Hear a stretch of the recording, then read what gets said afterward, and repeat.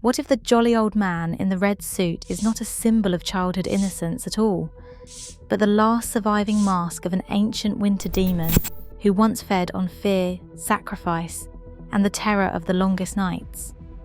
You know the image, the mole Santa with a fake beard and a tired smile, the commercials with glowing fireplaces and impossibly cozy families. For most of us, Santa is not a person anymore.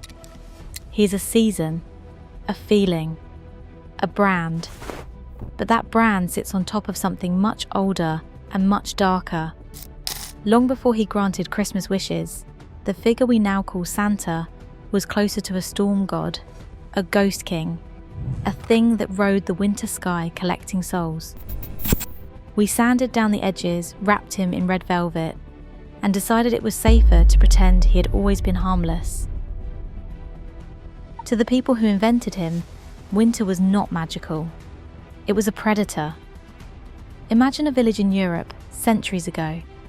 No electricity, no central heating, just a few wooden houses buried in snow, food stores running low, and the forest pressing in on all sides. Winter was not a cozy backdrop. It was a threat you could feel in your bones.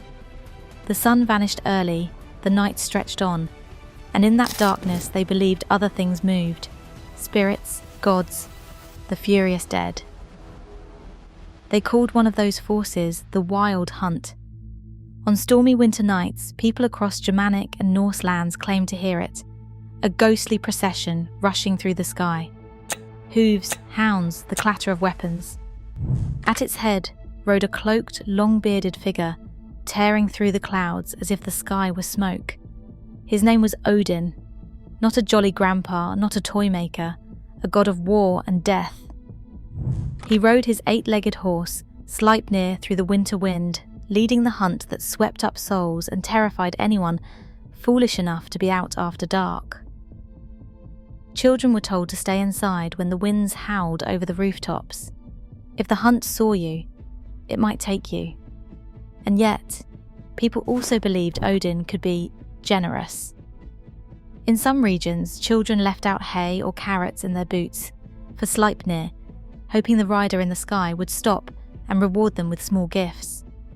A bearded figure flying through the winter sky, a being who both rewards and punishes. As Christianity spread through Europe, the church did not erase these old winter beliefs. It did something subtler. It absorbed them. Enter St. Nicholas, a bishop famous for his generosity and protection of the vulnerable. Stories say he slipped coins into the stockings of poor girls so they could escape forced marriages, and left secret gifts for the desperate and the forgotten. But even his legends were not as sugar-coated as we tell them now.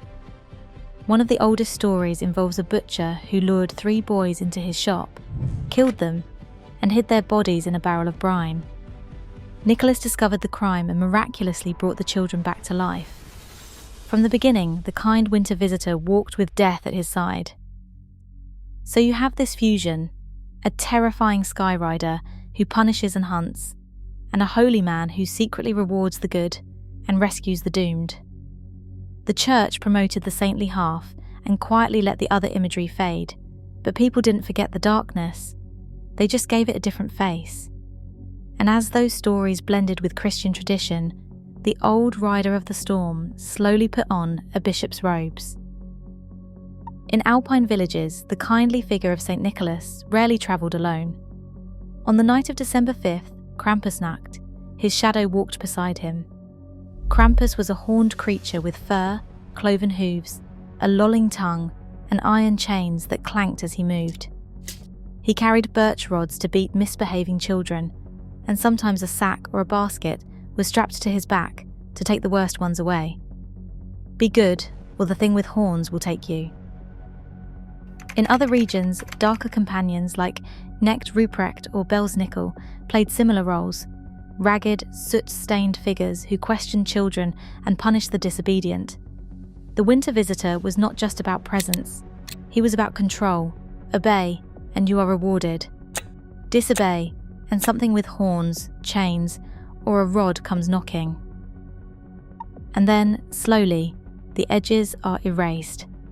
Jump ahead to the 19th century.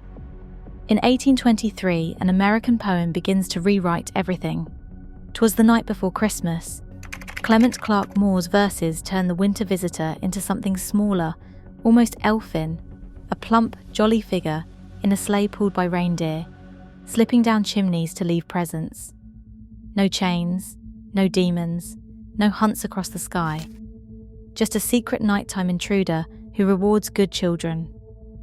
Over the next decades, illustrators add layer after layer. The beard grows longer, the belly rounder, the suit redder. The North Pole becomes his home. The list of children appears, neatly divided into naughty and nice. By the 20th century, Santa is ready for mass production. No longer a saint, no longer a god, no longer a frightening spirit of winter. He's a mascot. By the mid-20th century, Coca-Cola and other advertisers had locked in the version we know now. Rosy cheeks, an easy laugh, a grandfather who exists solely to make you feel good. But the script didn't change as much as the costume did. He sees you when you're sleeping, he knows when you're awake, he knows if you've been bad or good. We sing it to children as if it's cute. Pause and sit with those lines as an adult. Taken literally, it sounds less like a lullaby and more like a surveillance threat. An unseen figure, constantly watching you, judging your behaviour, deciding if you are worthy of gifts. It's not far from the old stories of Odin's gaze, or St. Nicholas weighing souls, or Krampus lurking just outside the door. Only now the fear is wrapped in tinsel. If you grew up with this story, it probably feels familiar.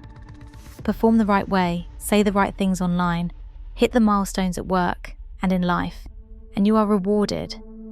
Fail to do so, and you are punished, not with a beating or being stuffed in a sack, but with something softer: lost opportunities, social shame, quiet exclusion. We have traded chains for algorithms, but the feeling is the same. Someone, somewhere, is always watching. Make the list. Don't be naughty. Christmas, for a lot of adults, isn't just magic anymore. It's pressure. Buy the right gifts, host the gathering, maintain the illusion of happiness even if you're exhausted or in debt. The ancient winter demon that once demanded obedience through fear now whispers the same demand through expectation. Be good, or risk being left out in the cold.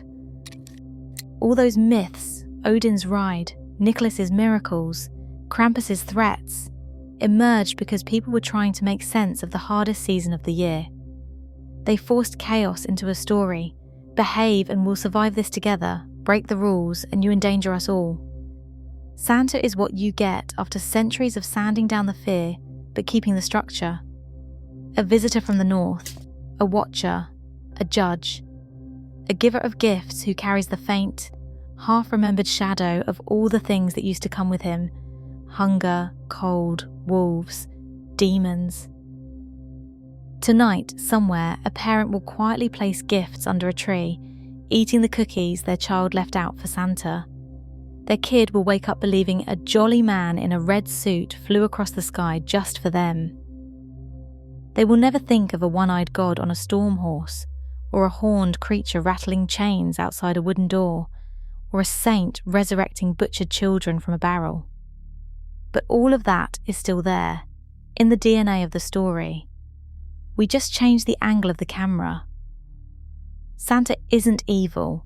He's a fossil, a relic of the way humans tried to tame the terror of winter by giving it a face, then softening that face again and again until we could finally invite it into our living rooms. The next time you see him, on a billboard, in a movie, in the wide eyes of a child waiting by the tree, remember what's hiding under that red suit. Not just cheer and generosity, but centuries of fear, discipline, and bargaining with the dark. And once you recognize the ancient winter demon curled up inside our Christmas story, you will never look at that jolly stranger in your living room quite the same way again. If this changed the way you see Santa, subscribe to Childhood Shadows for more dark origins behind the stories we grew up with. Tell me which icon you want me to uncover next.